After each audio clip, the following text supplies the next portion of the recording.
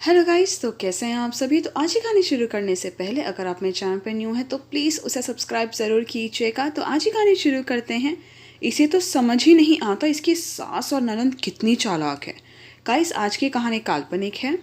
आज बड़ा मन कर रहा था पूजा से मिलने का। एक वही है मेरी दोस्त, पक्की वाली सहेली। हम दोनों का स्वभाव और विचार एकदम अलग है, फिर भी हमारी दोस्ती पर इन बातों का कोई असर नहीं पड़ता।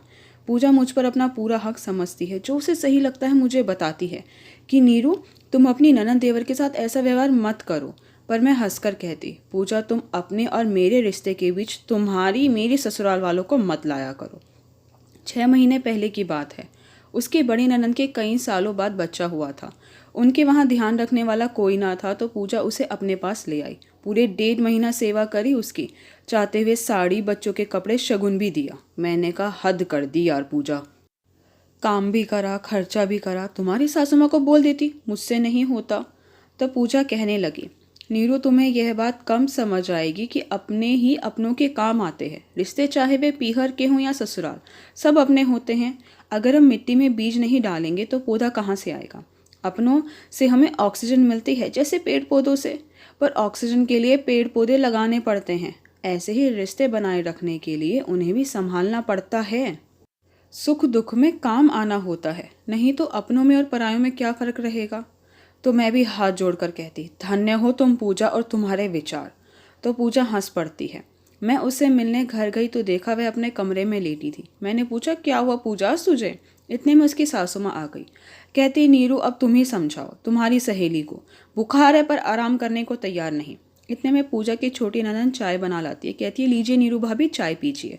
तो पूजा अपनी ननंद से कहती है कि मुझे भी एक कप चाय दे दो। तो उसकी ननंद ने कहा, नहीं भाभी, सुबह चाय पी थी, अब आपको दूध पीना पड़ेगा। तो पूजा ने कहा, प्लीज़ रश्मि, दूध पीने का मन नहीं है। तो ननंद ने कहा, ठीक है भाभी, मैं उसमें थोड़ा सा चॉकलेट पाउडर डाल दूंगी। थोड़ी देर में उसकी ननंद दूध का गिलास लेकर आती है और अपने सामने पूजा को पिलाकर ही हटती है। तो मैंने कहा, अरे वाह पूजा, तुम्हारे ससुराल वाले तो तुम्हारा बड़ा ध्यान रखते हैं। इतने में उसकी सासू माँ आती है और कहती है, क्यों ना रखे नीरू बेटा, पूजा बहू पूरे परिवार का ध्यान रखती है, सबको इतना प्यार करती है। जितने समय मैं वहाँ रही दोनों माँ बेटी पूजा की सेवा में लगी रही। मैंने कहा, पूजा ठीक होने पर घर आना। तो पूजा बोली, यार मेरे मायके में भाभी को किसी भी समय डिलीवरी हो सकती है तो मुझे वहाँ जाना पड़ेगा। बेटे को यहीं छोड़कर जाऊँगी, बिटिया को साथ ले जाऊँगी क्योंकि उसका भी स्कूल का चक्कर नहीं है। फिर आने के बाद आऊँगी तुमसे मिलने के लिए। तो मैंने कहा, ठीक है। मैं अपने घर वापस आ गई और मन ही मन सोचती हूँ, पूजा की सास और ननंद कितनी होशियार हैं। बेचारे ससुराल वालों की चालाकियों को समझ ही नहीं पाती है। पर उसे कुछ समझाने का क्या फ़ायदा, फिर उपदेश देना शुरू कर देगी। 1 हफ्ते बाद मेरे पास पूजा का फ़ोन आता है, नीरू, मैं मायके जा रही हूँ, भाभी के बेटा हुआ है पर सर्जरी से, थोड़ा ज़्यादा रुक कर आऊँगी, आने के बाद तुमसे मिलने आऊँगी। तो मैंने कहा, ठीक है। उसका मायका 3 घंटे की दूरी पर था, पर पूजा के बिना मेरा दिल नहीं लगता है। वह एक ही थी जिससे मैं अपने मन की सारी बातें कर लेती हूँ। उसके सिवाय मेरा ना तो मायके में भाभी से, ना ससुराल में ननंद देवर किसी से भी नहीं बनती है। मेरे पति टूर पर गए हुए थे और मैं आज सुबह से ही परेशान थी। तबीयत ठीक नहीं लग रही थी, पेट में दर्द हो रहा था। सोचा खाने पीने की वजह से हो गया होगा। मेड आकर अपना काम कर कर चली गई। मैंने अपने लिए थोड़ी सी खिचड़ी बनाई, खाने बैठी तो पेट में एकदम से बहुत ज़ोर से दर्द शुरू हो गया। दर्द बर्दाश्त से बाहर था। घर में अकेली थी, पति टूर पर गए हुए थे। क्या करूं। इतने में दरवाजे की घंटी बजती है। बहुत मुश्किल से दरवाजे तक पहुंचकर दरवाज़ा खोलती हूँ। सामने देवर खड़ा था। कहता है, भाभी, वह भैया का और मेरा जो जॉइंट अकाउंट था वह बंद करवाना है। फिर उसने मेरी तरफ ध्यान से देखा तो उसने पूछा, क्या हुआ भाभी। तो मैं एकदम से रोने लगी। पेट में बहुत ज़्यादा दर्द हो रहा है, तुम्हारे भैया भी शहर से बाहर गए हैं। तो देवर बोला, आप चिंता मत करो, मैं आपको अभी डॉक्टर के पास लेकर चलता हूँ। वह अपनी पत्नी को भी फ़ोन कर सारी बात बता देता है। वह भी कहती है, भाभी जी चिंता मत कीजिए। हम डॉक्टर के पास गए तो वह बोले, लगता है पथरी का दर्द है, अल्ट्रासाउंड करवाना पड़ेगा। तो मैं घबरा गई। इतने देवरानी भी हॉस्पिटल आ गई। दोनों ने मेरा बहुत ध्यान रखा। डॉक्टर बोला, पित्त की थैली में पथरी है, जल्दी से सर्जरी करनी पड़ेगी। तो देवर देवरानी ने कहा, आप चिंता मत कीजिए, हम हैं। इतने में देवरानी ऋतु के फ़ोन पर ननंद वैभवी का फ़ोन आ जाता है। वह पूछती, कहीं बाहर आए हो क्या। तो देवरानी सारी बात ननंद को बता देती है। तो ननंद कहती है, मैं भी अभी आती हूँ। वैभवी आधे घंटे में अपने पति अंश को लेकर हॉस्पिटल पहुँच जाती है।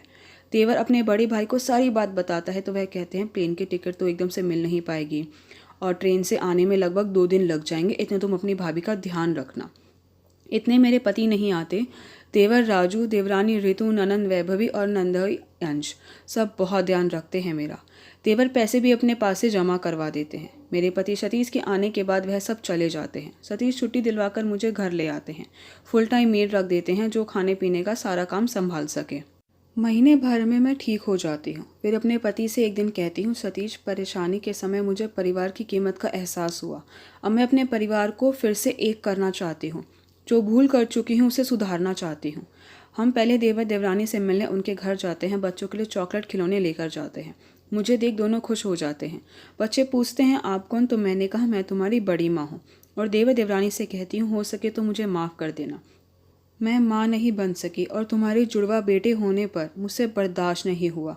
मैं बहाने बनाकर तुम दोनों के साथ लड़ती रही, घर से दूर कर दिया, तुम्हारा हक भी नहीं दिया। तुम्हारे भैया को तुम्हारे खिलाफ और वैभवी के खिलाफ कर दिया। हाथ जोड़कर उन दोनों के सामने खड़ी हो जाती हूँ। दोनों बड़प्पन दिखाते हुए भैया भाभी के चरण स्पर्श कर कहते हैं कि हमें आपका प्यार और आशीर्वाद मिल गया, पिछली बातों को भूल जाइए। फिर हम चारों वैभवी के भी घर जाते हैं तो वैभवी भैया भाभी को देख चौंक जाती है। फिर मैं और यह कान पकड़कर खड़े हो जाते हैं और कहते हैं हो सके तो अपने भैया भाभी को माफ़ कर दो। तो वह भी भागकर हमारी गले लग जाती है। सारा परिवार एक हो जाता है। फिर मैं कहती हूँ इतवार को रात का खाना हमारे यहाँ है, सब टाइम पर पहुँच जाना। तो सब कहते हैं ठीक है भाभी, और हम घर आ जाते हैं। इतवार को सुबह से ही मैं काम में लगी थी, सबकी पसंद की डिशेस बनाने में लगी थी। इतने में पूजा का फ़ोन आता है, यार क्या कर रही हो? तो मैंने कहा कुछ नहीं, तुम्हारी तरफ फूलों की खुशबू की तरह रिश्तों में खुशबू की महक बरकरार रखने की कोशिश कर रही हूँ। सच पूजा, आज मुझे तुम्हारी बात समझ आई। आज शाम को सब आ रहे हैं घर पर, तुम भी आ जाओ। तो पूजा ने कहा नीरू, आज तुम अपने परिवार के साथ समय बिताओ और एंजॉय करो। ऑल द बेस्ट कहकर पूजा फ़ोन रख देती है और मैं फिर से अपने काम में लग जाती हूँ। शाम को सब आते हैं। देवर देवरानी, उनके 2 बेटे, ननंद ननोई, उनके 2 बच्चे, सब साथ में मिलकर खाना खाते हैं। कोई बड़ी माँ तो कोई बड़ी मामी कह रहा था। मकान जैसे घर बन गया था। चारों तरफ हंसी की आवाज़ गूंज रही थी और मैंने मन ही मन सोच लिया था अब रिश्तों के पौधों को कभी नहीं मुरझाने दूंगी। गाइस, कमेंट करके ज़रूर बताइएगा कि क्या नीरू ने जो किया क्या वो सही था। आई होप गाइस कि आपको मेरी वीडियो पसंद आई। आपको मेरी वीडियो पसंद आई तो प्लीज़ उसे लाइक ज़रूर कीजिएगा, शेयर कीजिएगा। मुझे कमेंट करके ज़रूर बताइएगा कि आपको मेरी वीडियो कैसी लगी। अगर आपने अभी तक मेरे चैनल को सब्सक्राइब नहीं किया तो प्लीज़ उसे सब्सक्राइब ज़रूर कीजिएगा। Thank you so much guys मेरी वीडियो देखने के लिए।